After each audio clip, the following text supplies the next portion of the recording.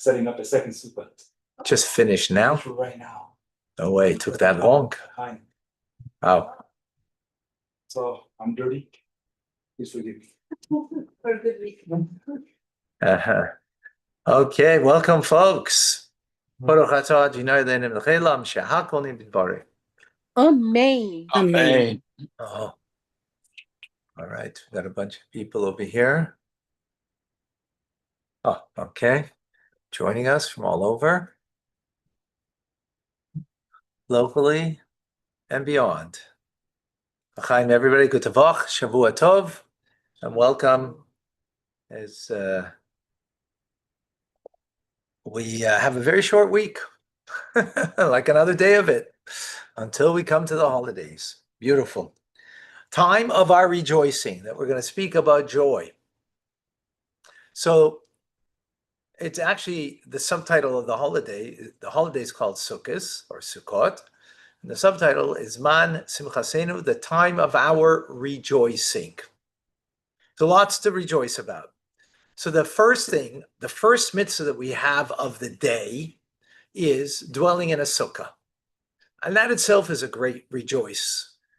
For many a reason.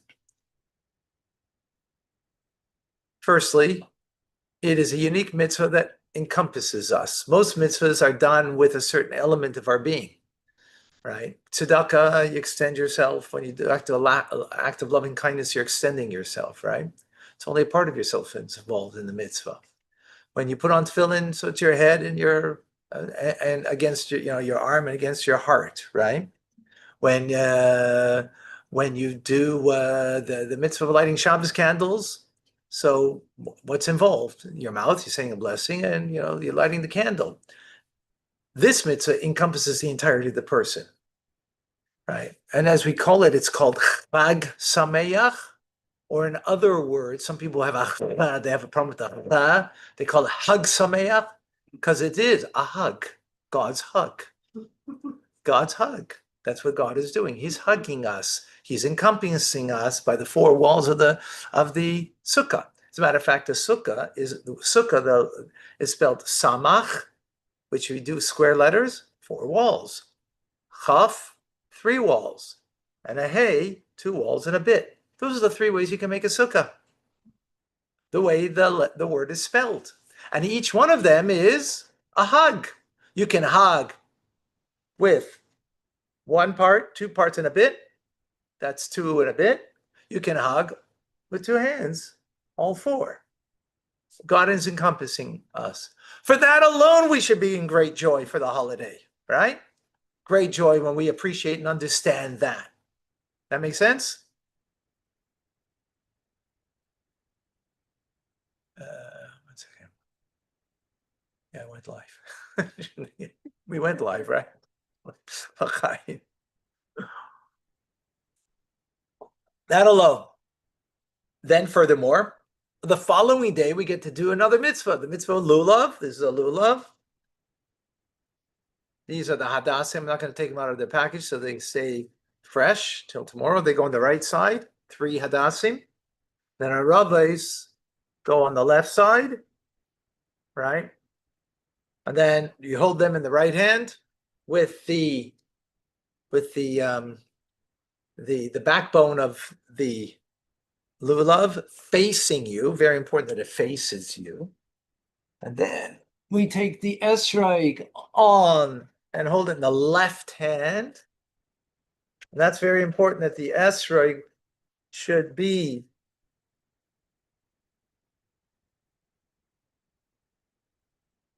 not in the plastic, if it's in a plastic. This is where it grows from.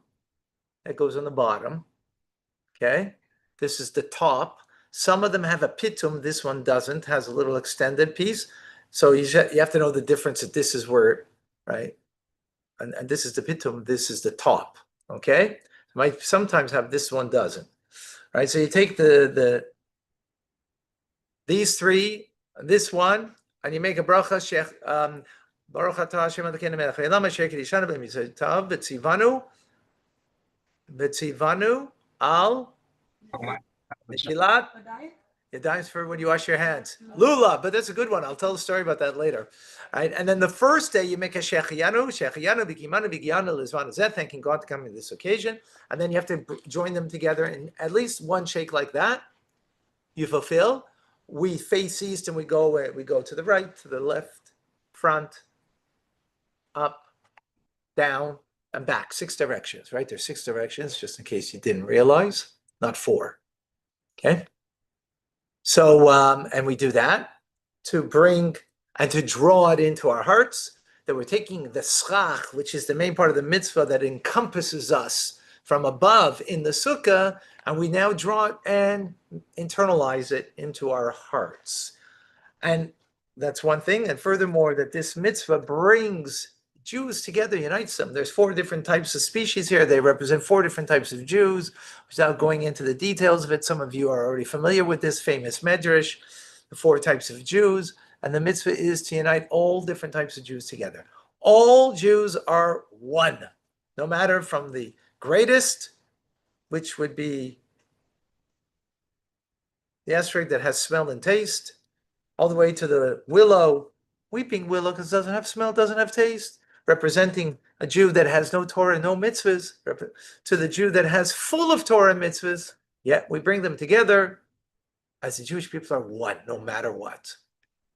That's a blessing. You keep them and shake them like this, you don't fulfill the mitzvah.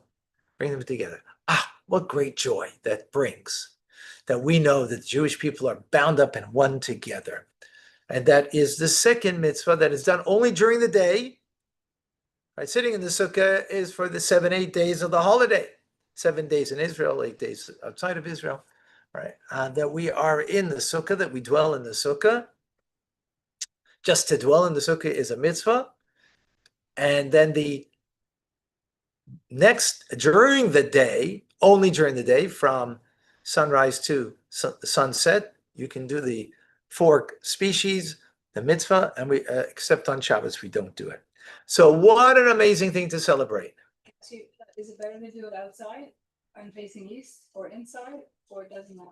Preferably in the sukkah, but the mitzvah can be done. That's just because in the sukkah you're drawing from the transcendence of the sukkah that encompasses you, and you're bringing it into your heart. You're making it right. When you're shaking, bring it into your heart. It's just the idea of taking that which is beyond you and making it, incorporating it, and invigorating you from within. Okay, is that clear? Yeah, we're good. Okay. Now, there's something more. How could it be more than that? But something even more. The time to the Holy Temple. All right, 1 second. All right. In times of the Holy Temple, there was another celebration that was celebrated, and it was called Nisuch in Hebrew, Nisuch Hamayim, the water libation, the water pouring. The water pouring. It was something additional. Let's see what the Mishnah says. Let's share our screen here.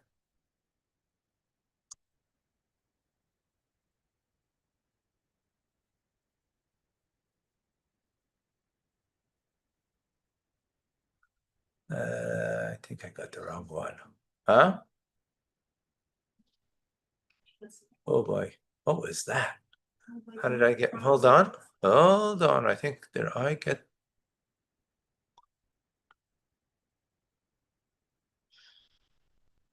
Wow. Wrong one. I think so. Yeah, well, Bereshit is the next parsha for next week, right? We're starting again. Here every week. Yeah. You doing it? This is Bereshit. I know. Rabbi, would you want to download the latest Yeah, one? I'm doing that. I'm doing that right now. Okay. That's why we need Moshe here on. Yeah, Moshe.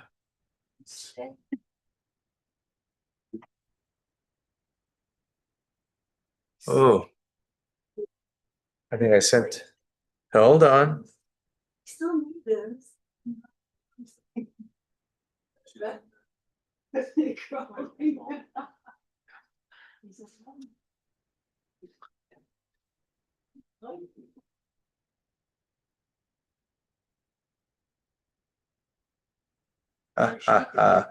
Okay. Sorry, my fault, folks.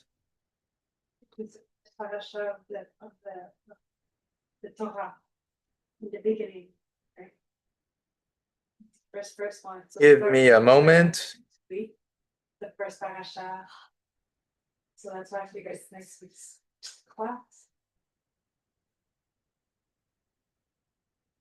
We're all for sure to it. You all come back to the beginning. All right. It's, it is. D, D, Never D. graduate.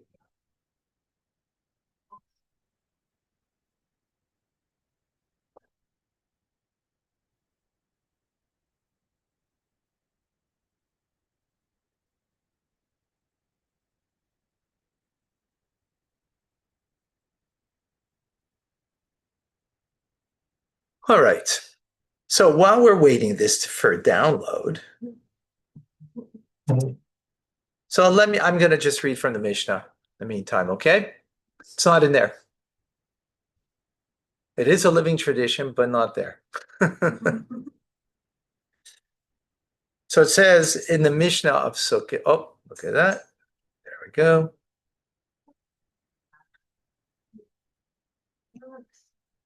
Seems right. So it does.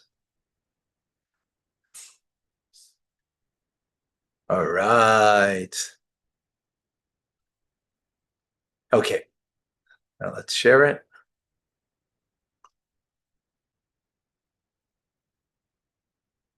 I think it's this one.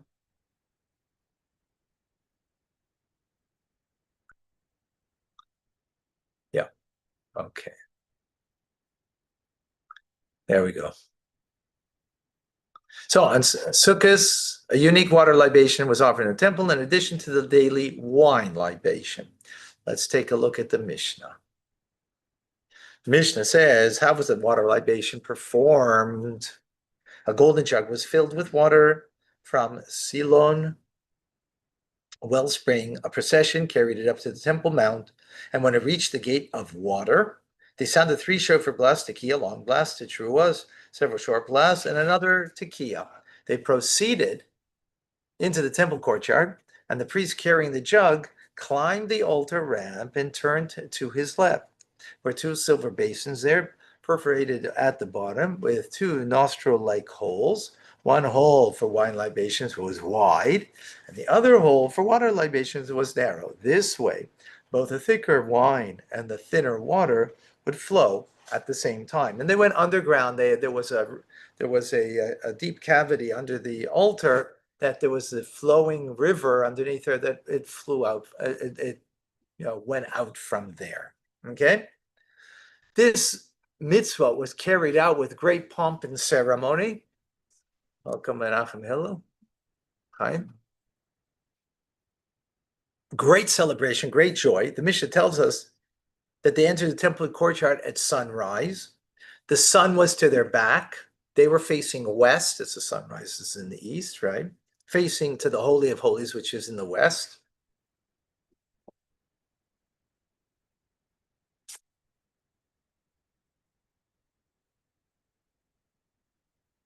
Right? Here's the Holy of Holies coming in over here. This is the west. This is the east. So we're facing over here, sun coming on their back. Got it? And they would declare, they would bow down to in front of the entrance and declare that unlike others who bow down to other gods like the sun god and so on, we are declaring our allegiance to Hashem. And that's done quietly. Then they would go up onto the altar. The altar is over here. They go up onto the altar, and at the corner over here, there was a place to pour wine, which was the daily routine, and on Sukkot to pour the water libation. Okay?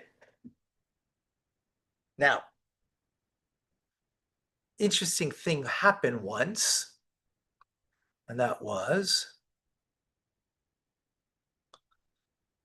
or sort of interesting law that the Mishnah tells us. It says that they would ask the priest pouring the libation to raise his hands. For once a priest poured the water on his feet. The people pelted him with citrons, meaning with the esrogim that they had. What's going on over here? Why would they do that? Why would they pelt him? Why would he pour it not in the proper place, but by his feet? So let's give you some background. In the times of the Second Temple, there was a rampant challenge that the Jewish people had, and that was there was a group of Jews. Many of them came from affluence that believed they were Jewish, believed in the Torah, but didn't believe in the oral tradition. In Hebrew, they were called Siddukim. In English, they were called the Sadducees. You've heard that term before, right?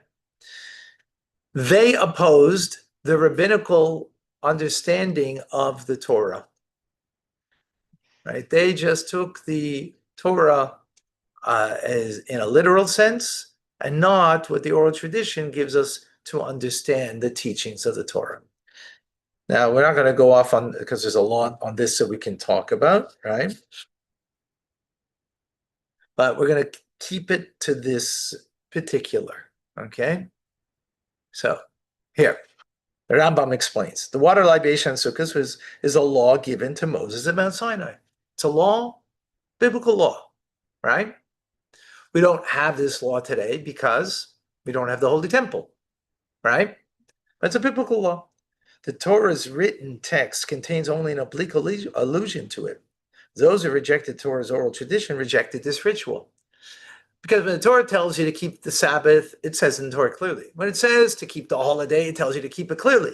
Sit in a sukkah 7 days, it says clearly. Make the blessing on the lulav and esrog, it says clearly. But this, it doesn't say clearly. Okay? Right? So the people pelted the priest who splashed the libation across his feet with his citrons because he was a Sadducee who did not believe in the water libation. Okay? Now, where do we have it written in the Torah, right? Again, not clearly, but only alluded to.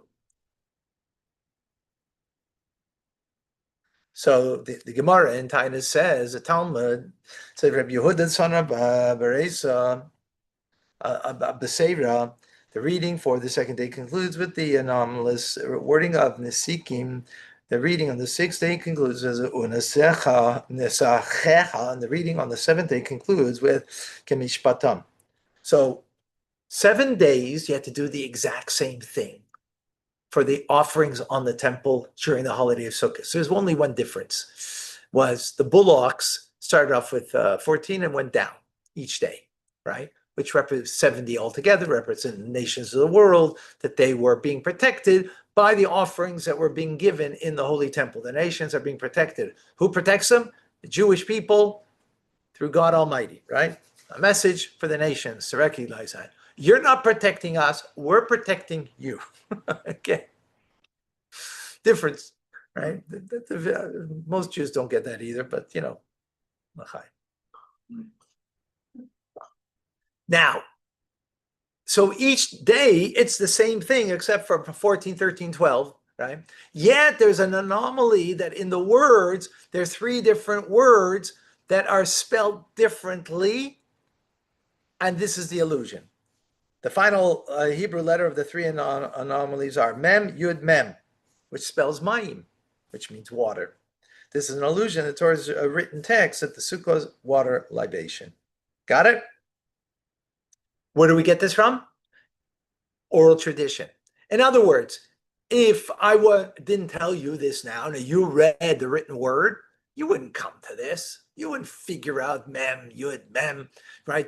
These letters are extra, or you know, that are an anomaly, these 3 words in the whole section about the offerings. Oh, and therefore this makes up the idea of water that's hinted to. So it's a clear indication of Torah oral tradition that was given at Sinai, that's what makes it biblical. This is given at Sinai, that this is the understanding that this mitzvah needs to be done. Is that clear? Right? Who didn't like that? The Sadducees, the Tzedukim. They rejected it, right? Why? Because it's not clearly written there. It's only alluded to. And you have to come on to the oral tradition that was carried through by the sages of each generation, the holy men, the righteous men, the learned teachers, that they carried this tradition that this was given at Sinai, right? Is that clear? That's why the rabbis wrote in the Talmud or in the Mishnah that what does the Kohen have to do when he's going up there? Pick up his hand. Let me see what you're doing with the water. You know, if you're gonna spill it on your feet like this and no one can see, pick it up and let's see how you're pouring, where you're pouring. Why? Because affluent people are usually the ones who like to take more control over the community and over their lives. Because that's what affluence usually does. Doesn't always do it, right? That's what, right? You don't want to be subordinate. So you don't want to be subordinate to ultimately, you don't want to be subordinate to any rabbinic figure. And ultimately, you don't want to be subordinate to God. I'll do what So affluent people, they took control and they were able to position certain people in the times of the Second Holy Temple. Because remember, the second times, most of the years in the Second Temple, the Jewish people did not have complete control over their destiny. They had a Second Temple, but they were under the jurisdiction of the Greeks or the Romans a lot of the 420 years of the standing of the Second Temple. So they didn't have complete control. And therefore, these people who had money, had influence, Jewish people, got their, there's a vote coming up, a municipal election, going to get our man in, right? Who's going to do things our way. But of course, this was inappropriate. And as a result, they had to check up on such individuals. Because, what's in your heart, it's hard to know. What do you really believe until your actions will show it? Now, that's a very big pity because, there we see the words, Nisacheha, Niska, Mishpatam, 3 letters there, Mem, Yud, Mem, making water. Okay. Now, the rest of the Jewish people, they celebrate this festival with supreme joy. Right? Now, what are we talking about? Sukkot is to dwell in the sukkah. Lulav and Esrog is, right? We spoke about the unity. We spoke about all the joy that all those things bring. Here's a supreme joy. Such supreme joy. Look what the Mishnah says about this particular celebration.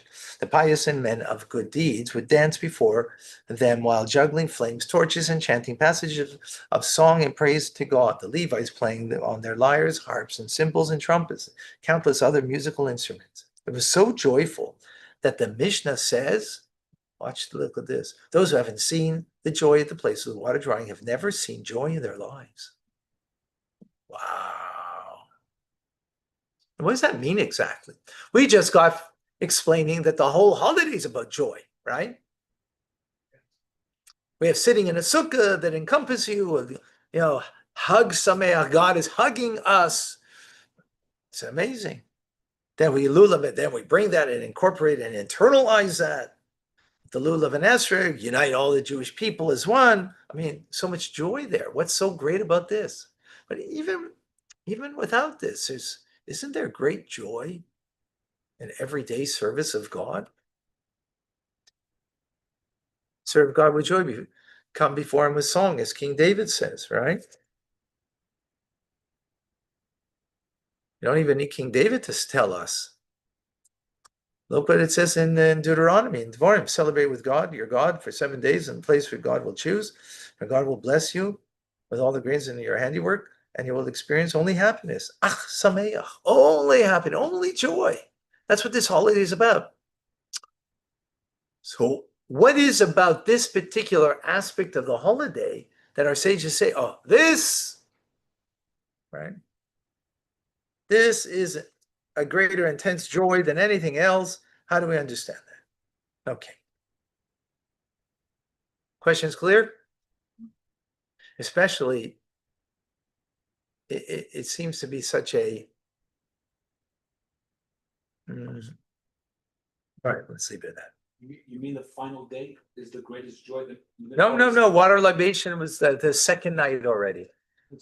The second night. Second night in Israel is no longer Yom Tov, right? It's not Yom Tov anymore. It's Chol Hamoed, the intermediate days, right? That's when it began. Not the first night. Like Monday night will be the first night. Tuesday night in Israel, they are not having a second night of holiday. They only celebrating one day. That's the way it was in times in the Holy Temple. We're not going to get off on that right now because that itself is a, understanding. So then they would be celebrated that night, starting that night throughout the holiday. Okay. So it's even, and it's not Yom Tov. It's in a greater celebration than even Yom Tov, sitting in the sukkah, doing lulav and esrog. How do we understand that? Okay. So the key to this will be in the words that we said, which are actually a bit unusual.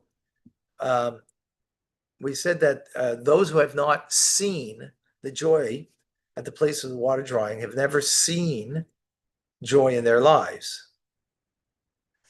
What do you mean see joy? What does that mean?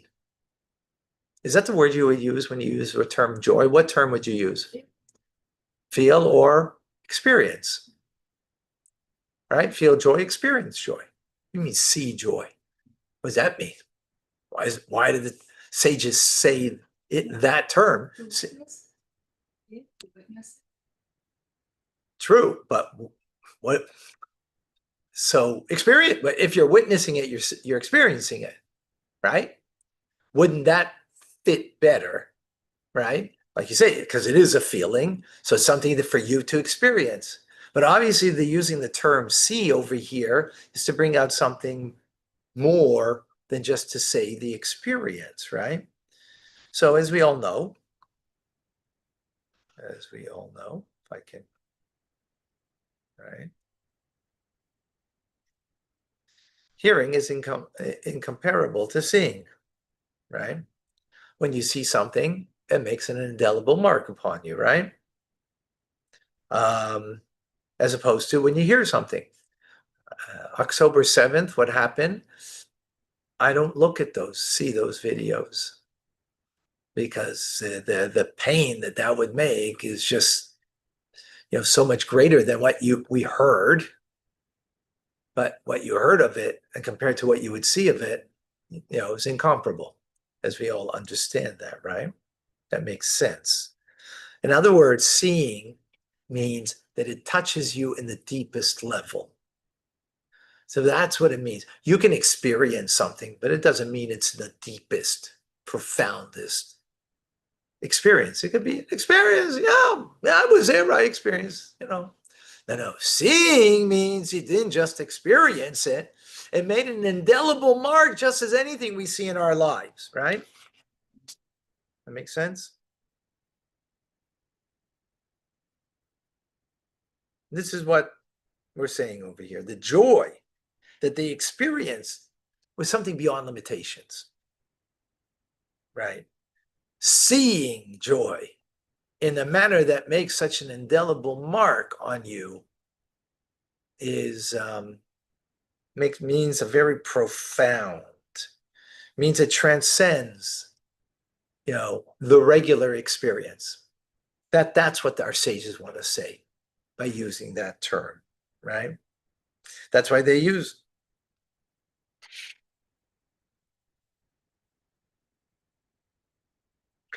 Joy is an attitude. Joy is a sentiment. Joy is a expression, right? But it doesn't mean that it's going to be complete and it's going to be whole. But here, the celebration was so visceral, so palpable, so real that they saw it. They didn't just merely feel it or experience it. That's why they use this term. Good? So does that bring you to a question? What did it look like? Well, no, we described the Levites, what they did, the juggling, that was the expression of it, right?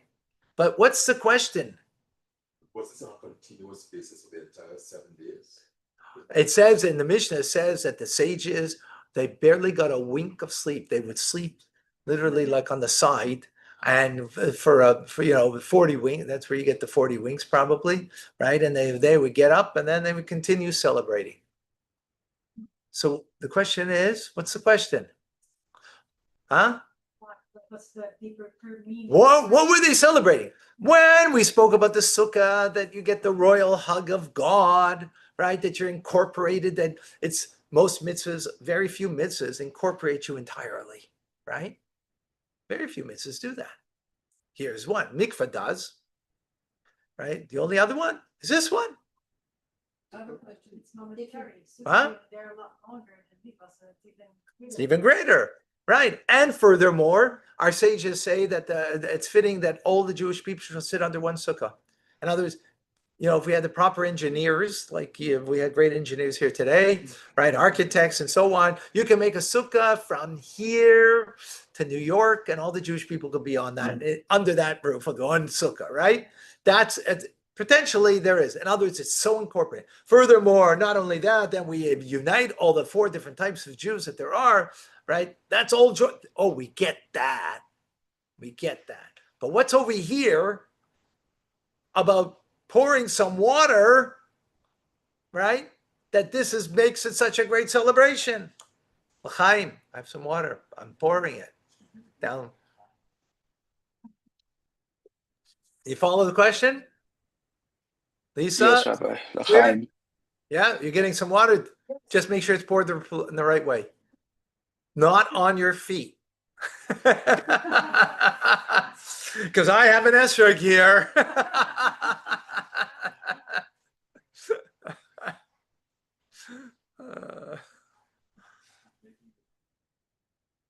Yeah. Okay. So we're good so far? Okay. So remember, we called this a libation. Libation means a pouring, right? Right. It's an offering on the altar. There's an offering of, meat on the altar from animal sacrifices. There's from grain that's on the altar, from wheat, right, that we put on the altar, called a mincha offering. And here, this is another form of offering. What is its parallel? Wine, right? As we said, wine was the libation throughout the year, as opposed to during Sukkot, right? We had 3 extra letters, remember? That spelled mayim, that taught us that the libation, wine was also done then, because wine is a daily offering. Why? The unique offering here is of water at this time, right? So we need to understand what is the difference between wine and water, right? Now, obvious, wine is flavorful. It's different types of wine, different types of flavor, right? An array, some people, they take their wine and they go like this and they smell it again. They think they're connoisseurs, but in the end, right? What does that do to you when you drink it? It brings you joy, right? Brings you joy. As a matter of fact, it's a mitzvah to drink wine on the holiday. Aside from the Kiddush, there's a mitzvah to drink a revius of wine, the 3 ounces of wine, because all holidays, by the way, not just Sukkot, because on a holiday, you're supposed to add joy. And the joy has to be visceral in the fact that we eat with meat and wine. Those are the 2 particular things that are part of the joy, right? Rabbi, I have a question. Yes, go ahead. Are we allowed to have the wine In the house or in the in the sukkah only? But during the holiday, it should be in the sukkah. Chabad custom is we drink even water in the sukkah because of the endearment of the mitzvah. Yeah. But the halacha is that I mean, wine might be a bit of a challenge outside of the sukkah. Okay. But bread for sure in the sukkah and mezainis in the sukkah. Okay, those. You know what? That's not for now. Good Okay. question, but not for now. Thank Okay. you. Now, water, on the other hand, is transparent, tasteless, doesn't have taste, right? Isn't water essential for life? Non-intoxicating, right? But water. But it's essential to life, the elixir of life, right? What is the percentage of water in this world? Well, we ourselves are 70 to 80% of water, right? The world, I think, is similar, right? More water than earth, right? And so on. So yes, it's essential to life itself, right? Water cleans, Huh? water cleans. Right? Can we say l'chaim with water? I say it all the time. Chaim, Chaim, Chaim Rocha. I'm just fooling you. L'chaim. Because I get drunk on water. L'chaim.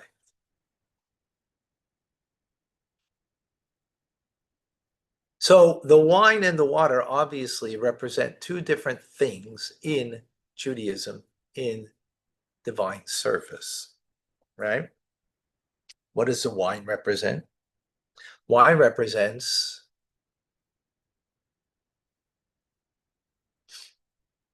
taste and smell. Taste, right? There's a taste, there's a fragrance to it, representing something that you appreciate, right? Wine is a connoisseur's appreciation, right? Meaning that there's an appreciation. Appreciation comes first and foremost from where? Wow. The mind. The mind, no, the mind. Mind specifically, because in your mind is where you can appreciate something, right? You appreciate it, right? You understand the difference between this fragrance and that fragrance, this taste and that taste. Oh, these grapes came from Napa Valley. Oh, this one, the grapes came from, the Niagara, right? These, right? Huh? What? Ontario wine, very rare. Yeah. You have to have a very discerning taste, right? And that discernment comes ultimately in the mind has an awareness of it, right? So what wine represents is an appreciation, an ultimate appreciation begins in the mind, and therefore stems to the heart, right? So, oh, Napa grapes. Oh, that I have an appreciation for. What will that obviously give? Oh, I have a feeling towards that. Those Ontario grapes, not the same, right? So when you have an awareness, it brings to the heart. Make sense?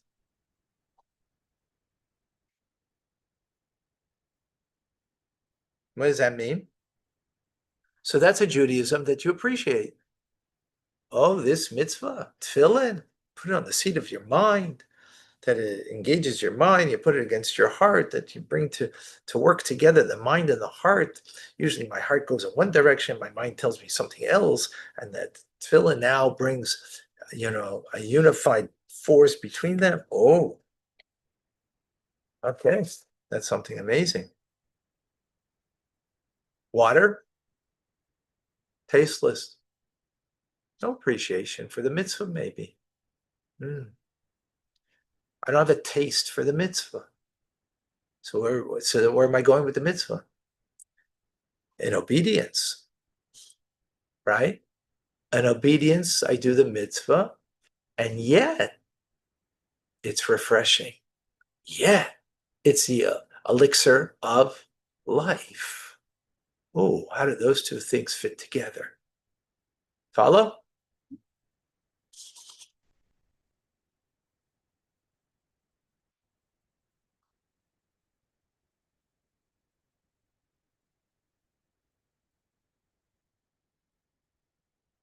Oops. Okay, here we have two types of joy. Wine that is unique flavor and enjoyable, represents the joy from mitzvahs we naturally connect to and find uplifting because we appreciate them, right? That's the idea of wine, an appreciation, right? Water is tasteless but sustains life, represents the joy from the mitzvah that we practice simply because God wants us to, even when we don't understand them, right? Even though we don't understand. Even though we don't understand them, right?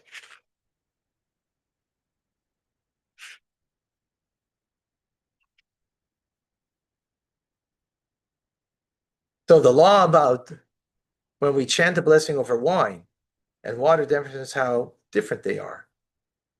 We always chant a blessing over wine, but but we only chant a blessing over water if we are thirsty, right? You don't make a bracha chant. I mean, making a bracha, the word chant sounds a little funny, right? We don't make a bracha on water unless you're thirsty. In other words, if you're taking medicine, right? If you're taking aspirin, Advil, whatever it is, right? And you're only taking it so you can swallow, you don't make a bracha on the water unless you want the water because you're thirsty. If you don't want the water, you're only taking it so you can swallow, you don't make a bracha. Wine, you always have to make a bracha on. Is that clear? You say if you want, or you're thirsty. You make a bracha shehakol ne'abidbaro, whatever the blessing is, and that's you make the point in law is water. You don't make a blessing unless you want the water because you're thirsty. Got it? Like I'm thirsty, so I made a blessing. Okay, so this is because water is not nourishing. It has no taste or color, and refreshment is the only pleasure it yields. Wine has a flavor and inspires joy, so it is always pleasurable. And because you have pleasure, you have to make a bracha to thank God for, right? Wine alludes to aspects of Judaism we understand and enjoy. Water represents aspects of Judaism we perform only because God instructs them. Oh, sorry, no. Yet, since we are thirsty for spirituality, we exult in serving God out of obedience. It is like drinking water to be refreshed. So again, wine, pleasurable. You always have to make a blessing, right? That represents the things that are pleasurable in our daily experience of our Jewish life. The mitzvahs that we do, that we appreciate, we understand, and we have feeling towards them. That's wine. Right? Sukkot comes and says, no, we have to add something. Water libation. It's not enough, the wine. We have to have a whole different approach. It seems to be plain and to be joyless, right? It seems to be that way, right? Meaning we don't comprehend it. We don't have necessarily a particular emotional feeling towards it, because emotional feeling towards something comes from your comprehension and your awareness and your appreciation of things, right? And here you don't have that. Yet we do them. Not for our joy, but for what reason? Because it brings God joy. Oh, right? And after all, who's God? The elixir of life. Water represents that. Right? What gives them joy? The water libation. Water libation is an expression of my joy to give God joy. Not because I understand and appreciate the value in what I'm doing, but I appreciate the value. I can appreciate the value of giving God joy in what I'm doing. That's unique. That's different. Right? That makes sense? So to sum it up, wine represents the pleasure that I have in what I am doing in my life of Torah mitzvahs and serving God. Water represents Not the pleasure that I have, but the pleasure that God receives from what I am giving him in what I do. That's a whole different level of joy, right? What does that mean? How do you understand that? Mm-hmm.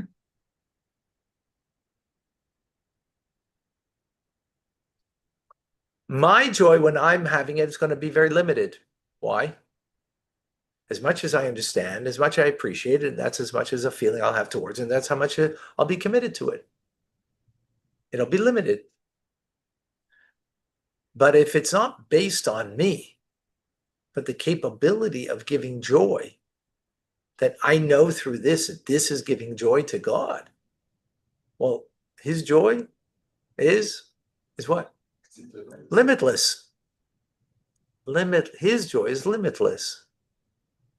Mine is limited, right? His is limitless. If I can touch that, if I can, I mean, there's an appreciation in that itself, right? But it's not right, in that itself. But then, ooh, water makes you drunk. Not drunk in you of yourself, drunk in something greater than yourself that you're able to touch and to give joy to. That is extremely powerful, right? And that's why it has no taste. If it would have taste, it would be particular. It would be limited. Oh, grapes from Napa, grapes from Southern California, grapes from Italy, right? Each one has its, right? But water is just water. It would be, It's it would be personal pleasure. That's right. It'd be personal and limited pleasure. But here's a pleasure that we can appreciate. There's an appreciation. Obviously, you have to have an awareness of this. Without a mind, you're not going to have, right? But it's not about my pleasure that I'm having from this, but it's a pleasure that I am giving, right? That I am giving. And that's why it's connected with seeing. Because seeing is beyond any limitations. When I hear something, first of all, when you hear something, how do you hear it? One word at a time. You hear one word at a time. You hear one idea at a time, right? When you see it all at once, right? You take it's a whole thing, right? So seeing is piecemeal. I mean, hearing is piecemeal, right? And therefore limited. That's why sometimes we hear something, right? And we stop the person, well, let me finish and tell you, because the person is like only taking a piece of it, right? And in the end, hearing means piece by piece, as opposed to the whole, right? So here it was a visceral whole, that the joy was without limitation. It wasn't a piece here and a piece there. They had a whole complete, and therefore it brought a much greater joy. How are we capable of that? How are we capable of doing that? So what do we say? Joy, by definition, the human condition, joy is my joy, right? Just to give you, when someone is, God forbid, loses somebody in their lives, so we make a Shiva call, and you can empathize with a person that lost somebody, because we've all experienced something like that in our lives, right? If we're old enough, we've lost people that are dear to us, right? So we can empathize, we can feel their pain.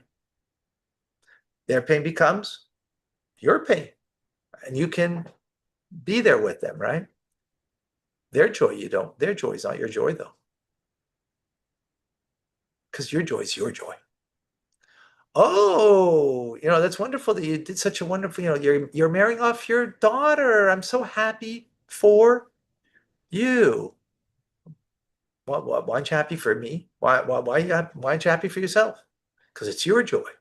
Your joy is your joy, my joy is my joy. When my daughter will get, I'll be happy, right? Because it's my thing. Joy is personal, right? That's the limited joy of wine. It's personal. I like the grapes from Italy. You like them from California. Okay, I'm happy for you. Not for me, right? Make sense? Water's not that way. Water here, water there, right? It's the same elixir of life, same tasteless, the same, because it's not about my joy. It's about the life that it gives. So here's the uniqueness. The Jew is empowered that we can give life to God and bring joy to him. But that's not my joy.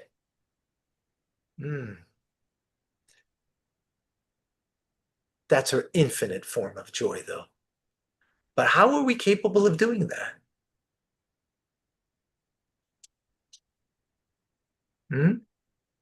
How? Sounds nice, but what does it mean? How do you get there? How do you get there? Because when you're in tune to your neshama, a Jewish neshama, is a part of God. So when you're attuned to your neshama, the depth of your neshama, so the makeup of the soul is intelligence and emotions. But that's not the core of the soul. That's the makeup of the soul. So the soul is made up with intelligence, 3 parts of intelligence, Chabad, Chachma, Bina, B'das, 7 emotions, right? So when you engage that part of the soul, it's going to be your joy. I get this mitzvah. I get you, God. I get and this is wonderful, amazing. We do this every day when we're learning Chumash, Rashi, we learn Chassidus, we learn Tanya. Whoa, we internalize it, we get it, and it's amazing. But then there's something deeper. Is that my soul? Is it made up of 10 powers of the soul? Yes, but there's something deeper of the soul that's literally a part of God. And it's not defined by anything. It's just defined by being a part of God. When I appreciate that in me, that I have a piece of God in me, and when you have an attunement to that, an awareness of it minimally, right? An awareness of it. How does that express itself? Of just being connected with God. And here's the amazing thing that God says, that in that connection that you're connected with me, not because you appreciate, you understand me, but you affect me in the mitzvah that you do, that you bring joy to me. When you're attuned to your soul, the core of your soul, then the core of your soul, all it wants is that connection to bring joy to God, because that's our true and authentic reality, right? That we are a piece of God. And therefore, in that piece of God, what's important is the connection. And now God empowers me that in that connection, I bring him joy. So what's that going to do, obviously, as a result of that? It's going to bring me an infinite amount of joy, not a limited one based on what I appreciate and understand, but just that awareness that I have, I can bring joy to God.